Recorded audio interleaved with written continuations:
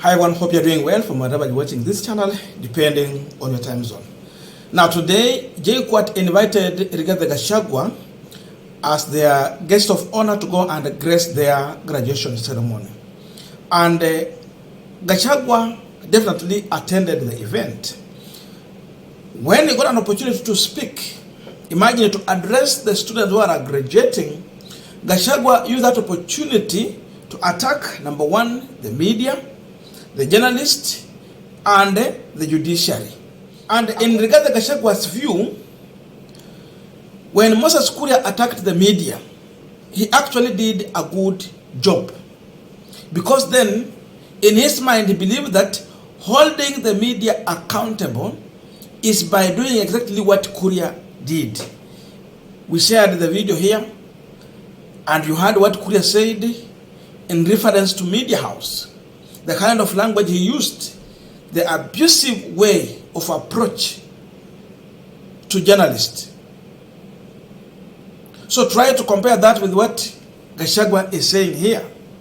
Gachagua did not stop there. He went further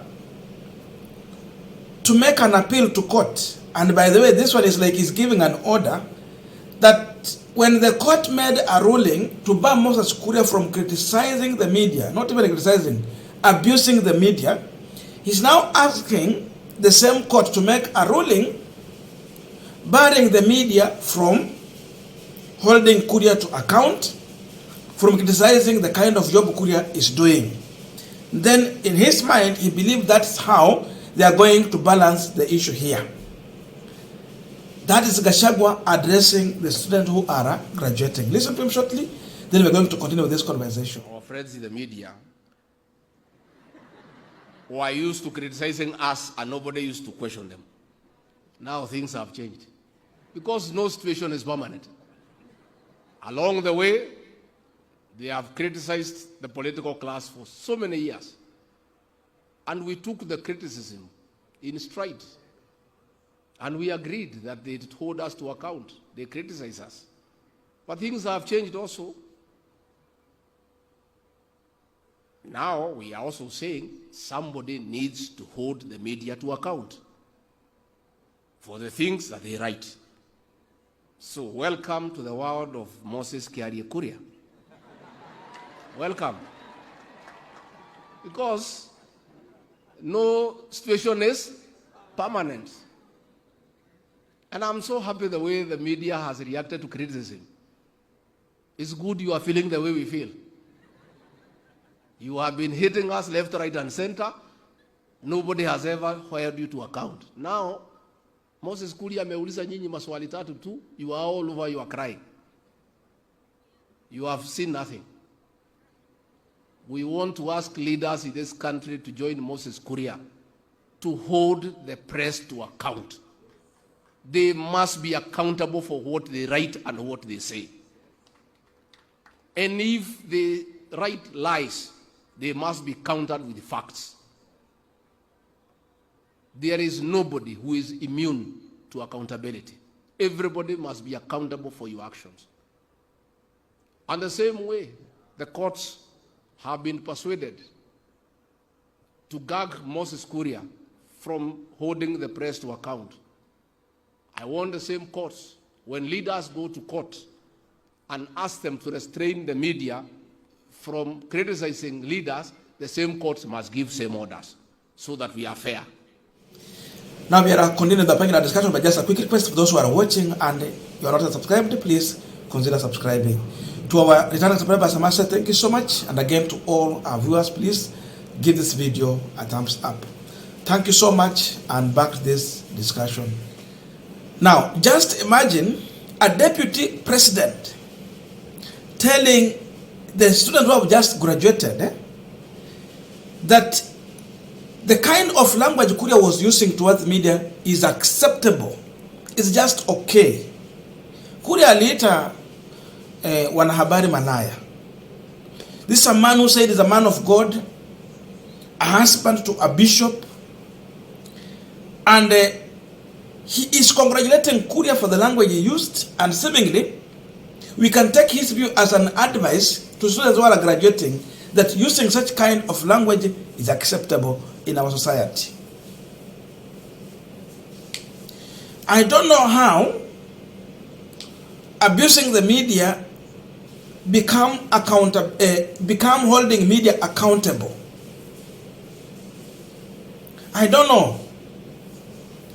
Because calling media to order is when they bring out a story. Then what we anticipate the government to do, these are the people who are earning from our taxes, to come out with facts. So that now it will be the duty of the citizens in public court to know where there is the truth. And if media is wrong, we know them, they will always apologize. Up to now, Moses Kuria, Gachagua, and William Ruto have never come out with the truth to confront media with the reality they know about the imported edible oil, which made this country to lose to a tune of 6 billion shillings in taxes. So Gachagua is telling students that insult is part of holding someone accountable. This is how far we can go. And now is telling Mother Koome, Chief Justice mwenyewe, the same way your court has made a ruling barring Kuria from intimidating media, you should also make another ruling barring the media from interrogating Kuria. I mean, Kuria is an officer in this government. He should be held responsible because when he moves from one corner to another, he's using taxpayers' money. When he speaks on behalf of the government. He took an oath of office. So, when there is questionable issue, hata watu wa media wanalipa ushuru, that money should be accounted for. Vile mnaambia watu wengine walipa ushuru, Kuria na marafiki zake, Ruto na Gachagua, wakiambia hao walete mali hapa Kenya, you do an importation, you evade taxes. What do you want us to say? I mean, media is part and parcel of us. We can't do without the media. So the barbaric comment that Gachagua is making is unwelcomed. And I can tell you, UDA leadership is a good example of what a bad, rogue, immoral, inhuman leadership look like. Gachagua has just demonstrated this. He could mind the people he's addressing their youth. What kind of morality is he planting in the youth? Which moral value is that? Which seed is he trying to plant here? So now Mother Koome, who ruled in their favor, today they are coming for you. They need you to give an order whereby now this government should not be held accountable when they go wrong. I think we have reached a level where now the media need to give Gachagua a blackout, the same way they did to Miguna. Because you cannot keep on airing views from someone who is continuously attacking the press. Unajua, wanahabari ni kioo cha jamii. If we don't have them, we will never know the image of our own country or society. So imagine we have a government here that is not comfortable with being held responsible. They are diverting attention from the issue of 6 billion shillings in form of taxes to an abyss so that people will not question them and their character in the manner in which they are operating. So Gachagua is justifying the way Ruto also justified Moses Kuria to continue abusing the media. But they're not happy because they have been stopped. So now he's giving order to the court. If media was wrong and Kuria was right, why did the court made an order barring Kuria from insulting the media? Gachagua should conclude and understand that Kuria is wrong, but they don't like the truth.